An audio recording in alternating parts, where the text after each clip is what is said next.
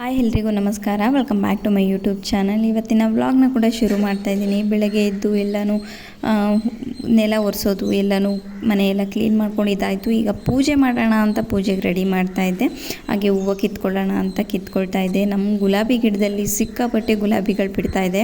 ಅಂದರೆ ತುಂಬಾ ಜಾಸ್ತಿ ಬಿಡ್ತಾಯಿದೆ, ಚೆನ್ನಾಗಿ ಬಿಡ್ತಾಯಿದೆ. ಒಂದು ಕೊನೆಯಲ್ಲಿ ಒಂದು 10 ಈ ಥರ ಬಿಡ್ತಾಯಿದೆ ಅಟ್ ಎ ಟೈಮು. ತುಂಬಾ ಚೆನ್ನಾಗಿರುತ್ತೆ ನೋಡೋಕ್ಕೆ. ನನಗಂತೂ ಗಿಡದಲ್ಲಿ ಹೂವು ಬಿಟ್ಟು ನೋಡೋಕ್ಕೆ ತುಂಬ ಇಷ್ಟ, ಕಿತ್ತು ಅವನ್ನ ಬಾಡ್ಸೋಕ್ಕೆ ಇಷ್ಟ ಆಗಲ್ಲ. ಹಾಗಾಗಿ ಜಾಸ್ತಿ ಹಾಗೇ ಬಿಡ್ತೀವಿ ನಾವು ಗಿಡದಲ್ಲಿ, ಜಾಸ್ತಿ ಹೂವುಗಳನ್ನ ಕೀಳಲ್ಲ. ನೋಡೋಕ್ಕೆ ತುಂಬ ಇಷ್ಟ ಆಗುತ್ತೆ. ಹಾಗಾಗಿ one of my subscriber last ಬ್ಲಾಗಲ್ಲಿ ಶೇರ್ ಮಾಡಿದ್ದೆ. ಅವರು ನನಗೆ ಮಾಡುವಂಥ ಕಮೆಂಟ್ಸು ತುಂಬಾ ಚೆನ್ನಾಗಿ ಮಾಡ್ತಾರೆ, ಮನಸ್ಸಿಂದ ಮಾಡ್ತಾರೆ, ಎಷ್ಟು ಪ್ರೀತಿ ಕೊಟ್ಟರು, ಪ್ರೀತಿಯಿಂದ ಮಾಡ್ತಾರೆ ಅಂತ. ಸೊ ಅವರೇ ಇಷ್ಟುದ್ದ ಕಮೆಂಟ್ನ ಮಾಡಿದ್ದಾರೆ. ಅಂದರೆ ನನಗೆ ಸಿಕ್ಕಾಪಟ್ಟೆ ಖುಷಿ ಆಯಿತು, ಹೇಳೋಕ್ಕೆ ಬರಲ್ಲ ನನಗೆ. ಅಂದರೆ ಎಷ್ಟು ಚೆನ್ನಾಗಿ ಡಿಟೇಲ್ಡಾಗಿ ನಾನು ಯಾವ ರೀತಿ ವೀಡಿಯೋಸ್ನ ಮಾಡಿದ್ದೀನಿ ಅನ್ನೋದೇ ನನಗೆ ಮರ್ತೋಗಿದೆ. ಬಟ್ ಆದರೆ ಪ್ರತಿಯೊಂದೂ ಅವರು ನೆನ್ಪಿಟ್ಕೊಂಡು ಇದೇ ಥರ, ಅಂದರೆ ನಾನು ತೋರಿಸಿರುವಂಥ ಐಬ್ರೋ ಮಾಡೋದಾಗಿರ್ಬೋದು, ಅಂದರೆ ಟಿಪ್ಸ್ಗಳು, ಟ್ರಿಕ್ಸ್ಗಳು, ಅಂದರೆ ಸ್ಯಾರಿ ಪ್ರೀಪ್ಲೀಟಿಂಗ್ ಮಾಡೋದಾಗಿರ್ಬೋದು, ಅಂದರೆ ಪ್ರತಿಯೊಂದೂ ಡಿಟೇಲ್ಡಾಗಿ ನೋಡಿದ್ದಾರೆ. ಆ್ಯಂಡ್ ಅದನ್ನೆಲ್ಲನೂ ಈ ರೀತಿ ಬರೆದು ಕಳಿಸೋದಿದೆಯಲ್ಲ, ಡಿಸ್ಕ್ರೈಬ್ ಮಾಡೋದಿದೆಯಲ್ಲ, ಅದು ಅಷ್ಟು ಟೈಮ್ ಕೊಟ್ಟು, ಅಷ್ಟು ಪ್ರೀತಿ ಕೊಟ್ಟು ನನಗೆ ಇಷ್ಟು ದೊಡ್ಡ ಕಮೆಂಟ್ನ ಮಾಡಿರೋದಕ್ಕೆ ಥ್ಯಾಂಕ್ ಯು ಸೋ ಮಚ್. ಆಯಿತಾ, ಮೀನ್ಸ್ ಎ ಲಾಟ್. ಅಂದರೆ ಯಾರು ಹೇಳಿ ಈ ಕಾಲದಲ್ಲಿ ನನಗೆ ಸಿಕ್ಕಾಪಟ್ಟೆ ಖುಷಿ ಆಗುತ್ತೆ. ಅಂದರೆ ಈ ಥರ ಒಳ್ಳೇದು ಯಾರಾದರೂ ನನ್ನ ವೀಡಿಯೋಸ್ ನೋಡಿ ನನಗೆ ಕಮೆಂಟ್ ಮಾಡಿದರೆ ಅವ್ರಿಗೆ ಸಿಕ್ಕಾಪಟ್ಟೆ ಖುಷಿ ಆಗುತ್ತೆ ನನಗೆ. ಏಕೆಂದರೆ ಏನೂ ಎಕ್ಸ್ಪೆಕ್ಟೇಷನ್ ಇಲ್ಲದೆ, ಅಂದರೆ ಏನು ಯೂಸ್ ಇರುತ್ತೆ ಹೇಳಿ. ಅಂದರೆ ನನ್ನ ವೀಡಿಯೋಯಿಂದ ನೋಡಿ ಏನಾದರೂ ಕಲ್ತಿದ್ದೀವಿ ಅಂತ ಹೇಳ್ತಾರೆ. But thank you so much, ನನಗೆ ಖುಷಿ ಆಗುತ್ತೆ. ಬಟ್ ಆ ಥರ ಅಷ್ಟು ಒಬ್ರಿಗೆ ಅಂದರೆ ನನ್ನ ವೀಡಿಯೋನ ನೋಡಿ ಮೋಟಿವೇಟ್ ಆಗ್ತಾರೆ ಅಂತ ಎಲ್ಲ ಹೇಳಿದ್ದಾರೆ. ಬಟ್ ಅಷ್ಟು ನಾನು ಒಬ್ರನ್ನ ಮೋಟಿವೇಟ್ ಮಾಡೋ ಥರ ವೀಡಿಯೋಸ್ ಮಾಡ್ತೀನೋ ಇಲ್ಲೋ ನನಗಂತೂ ಗೊತ್ತಿಲ್ಲ. ಬಟ್ ಹಾಕ್ತಾರೆ ಅಂತ ನಾನು ಹೇಳಿದ್ರಲ್ಲ, ಅಷ್ಟು ಅಂದರೆ ಯಾವ್ಯಾವ ವೀಡಿಯೋಸ್ನ ನೋಡಿದ್ದೀವಿ, ಎಲ್ಲ ಏನು ಇನ್ಸ್ಪೈರ್ ಆಗಿದ್ದೀವಿ ಅನ್ನೋದನ್ನೆಲ್ಲ ಶೇರ್ ಮಾಡಿದಾರಲ್ಲ, ಅಷ್ಟು ಓಪನಾಗಿ, ಅಷ್ಟು ಪ್ರೀತಿಯಿಂದ ಹೇಳ್ತಾರಲ್ಲ, ಅದು ಸಿಕ್ಕಾಪಟ್ಟೆ ಖುಷಿಯಾಗುತ್ತೆ ನನಗೆ. ಅಂದರೆ ನಾನು ಆ ಥರ ಒಬ್ಬರಿಗೆ ಮೋಟಿವೇಟ್ ಆಗೋ ಥರ ವೀಡಿಯೋ ಮಾಡಿದ್ದೀನೋ ಇಲ್ಲೋ ಗೊತ್ತಿಲ್ಲ, ಹೆಲ್ಪ್ಫುಲ್ ಆಗೋವಂಥ ವೀಡಿಯೋ ಮಾಡಿದ್ದೀನೋ ಇಲ್ಲೋ ಗೊತ್ತಿಲ್ಲ.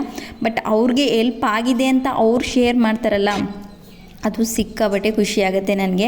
ಅಂದರೆ ಝೀರೋ ಎಕ್ಸ್ಪೆಕ್ಟೇಷನ್ ಅಲ್ವಾ ಅವರು ನಮ್ಮಿಂದ. ಅಂದರೆ ಅವ್ರು ಏನು ಎಕ್ಸ್ಪೆಕ್ಟ್ ಮಾಡ್ತಾರೆ ಹೇಳಿ, ವೀಡಿಯೋಸ್ನ ನೋಡಿ ನಮಗೆ ಗೊತ್ತೇ ಇರಲ್ಲ, ಅವ್ರು ಯಾರಂತ ಗೊತ್ತಿರಲ್ಲ, ಏನಂತ ಗೊತ್ತಿರಲ್ಲ, ನೋಡಿ ಇಷ್ಟು ಪ್ರೀತಿಯಿಂದ ಮಾತಾಡೋದು, ಇಷ್ಟು ಅಂದರೆ ನಮ್ಮ ಬಗ್ಗೆ ಒಳ್ಳೇದನ್ನು ಹೇಳೋದಿದೆಯಲ್ಲ. ಅಂದರೆ ನಮ್ಮ ಜೊತೆಲಿರೋರೇ ನಮ್ಮ ಬಗ್ಗೆ ಒಳ್ಳೇದು ಹೇಳೋದನ್ನ ಕಷ್ಟ, ಅಂದರೆ ಹೆಲ್ಪ್ ತಗೊಂಡಿರೋರೇ ಒಳ್ಳೇದು ಹೇಳೋದನ್ನ ಕಷ್ಟ ಈ ಕಾಲದಲ್ಲಿ.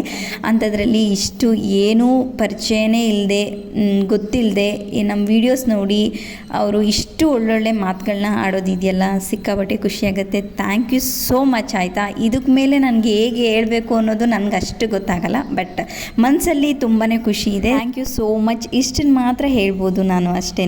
ಅಂದರೆ ನನ್ನ ಖುಷಿನ ಹೇಗೆ ಎಕ್ಸ್ಪ್ರೆಸ್ ಮಾಡೋದು ನನಗೆ ಅಷ್ಟು ಗೊತ್ತಾಗಲ್ಲ. ಅಂದರೆ ಮನಸ್ಸೊಳಗೆ ಎಷ್ಟು ಖುಷಿ ಆಗುತ್ತೆ, ಹೇಗೆ ತೋರ್ಸೋಕ್ಕಾಗತ್ತೆ ಅಲ್ವಾ. ಬಟ್ ತುಂಬಾ ಖುಷಿ ಆಯಿತು ನನಗೆ. Thank you so much. ಇವಾಗಿರೋ ಪ್ರೆಸೆಂಟ್ ಸಿಚುವೇಷನಲ್ಲಿ, ಅಂದರೆ ಈಗಿರೋ ಕಾಲದಲ್ಲಿ, ಅಯ್ಯೋ ನಾವು ವೀಡಿಯೋಸ್ ನೋಡ್ಬಿಟ್ರೆ ಅವರೆಲ್ಲ ಉದ್ಧಾರ ಆಗಿಬಿಡ್ತಾರೋ, ಒಂದು ಲೈಕ್ ಮಾಡಿದ್ರೆ ಅವ್ರಿಗೆಲ್ಲ ಒಳ್ಳೇದಾಗ್ಬಿಡುತ್ತೋ ಅನ್ನೋ ಅಂಥ ಯೋಚನೆ ಮಾಡೋ ಅಂಥ ಕಾಲ ಇದು.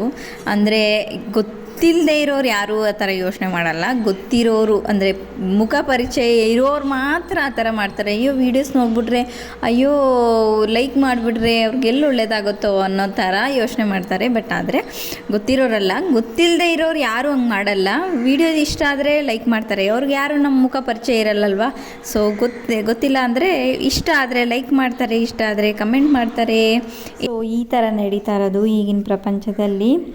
ನೋಡ್ತಾ ಇರ್ಬೋದು, ನನ್ನ ಪೂಜೆ ಕೂಡ ಆಯಿತು. ಫೋಟೋನೆಲ್ಲ ರೆಡಿ ಮಾಡಿಕೊಂಡು ಹೂವು ಇಟ್ಟು ಚೆನ್ನಾಗಿ ಪೂಜೆ ಕೂಡ ಆಯಿತು, ಊಟ ಕೂಡ ಮಾಡಿದ್ದಾಯಿತು. ಸೊ ನೆಕ್ಸ್ಟ್ ಡೇ ನಮ್ಮಮ್ಮಗೆ ಹೊರಗಡೆ ಏನೋ ಕೆಲಸ ಮಾಡ್ಕೊತಾ ಇದ್ರು ಅಂತ ಇವತ್ತು ಪಾತ್ರೆ ಎಲ್ಲ ವಾಶ್ ಮಾಡ್ತಾಯಿದ್ದೀನಿ. ಪಾತ್ರೆ ಎಲ್ಲ ವಾಶ್ ಮಾಡಿ ಅದನ್ನೆಲ್ಲ ಗ್ಯಾಸ್ ಎಲ್ಲ ಕ್ಲೀನ್ ಮಾಡ್ಕೊಳ್ಳೋಣ ಅಂತ ಕ್ಲೀನ್ ಮಾಡ್ಕೊಳ್ತಾ ಇದ್ದೀನಿ. ಎಷ್ಟೇ ನೀನು ಕ್ಲೀನ್ ಮಾಡು, ಒಂದು ಸಾರಿ ಅಡುಗೆ ಮಾಡಿದ್ರೆ ಫುಲ್ ಗಲೀಜಾಗಿಬಿಡುತ್ತೆ.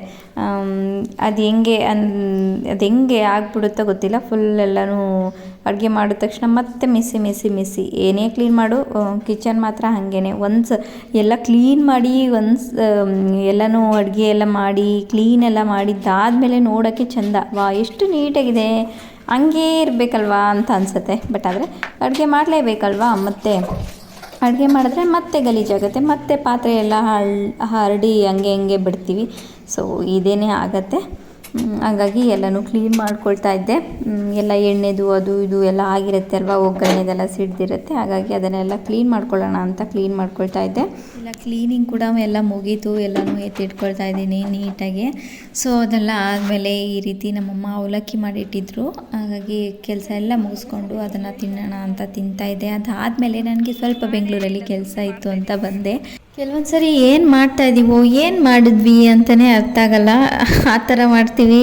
ಅಯ್ಯೋ ಮತ್ತೆ ಕೆಲವೊಂದು ಸತಿ ಆಗಿದ್ದೆಲ್ಲ ಒಳ್ಳೇದಕ್ಕೇನೋ ಅಂತ ಅನ್ಸುತ್ತೆ. ಇನ್ನು ಕೆಲವೊಂದು ಸತಿ ಯಾಕೆ ಹಿಂಗೆ, ನನಗೆ ಮಾತ್ರ ಹಿಂಗೆನಾ, ಬೇರೆಯವ್ರಿಗೆ ಹಿಂಗೆ ಆಗುತ್ತಾ ಅಂತ ಯೋಚನೆ ಮಾಡ್ತೀನಿ. ಗೊತ್ತಿಲ್ಲ. ಕೆಲಸ ಇತ್ತು ಅಂತ ಬಂದೆ. ಕೆಲಸ ಏನೋ ತುಂಬ ಲೇಟ್ ಆಯಿತು ಬರೋದು. ಹಾಗಾಗಿ ಕೆಲಸ ಆಗಲ್ಲ ಇವತ್ತು ಏನೋ ಅಂದ್ಕೊಂಡು ಹತ್ರನೇ ಮಲ್ಲೇಶ್ವರಂ ಹತ್ರನೇ ಇದ್ವಿ. ಹಾಗಾಗಿ ಮಲ್ಲೇಶ್ವರಮಲ್ಲಿ ಏನಾರ ನೋಡೋಣ ಅಂತ ಬಂದ್ವಿ.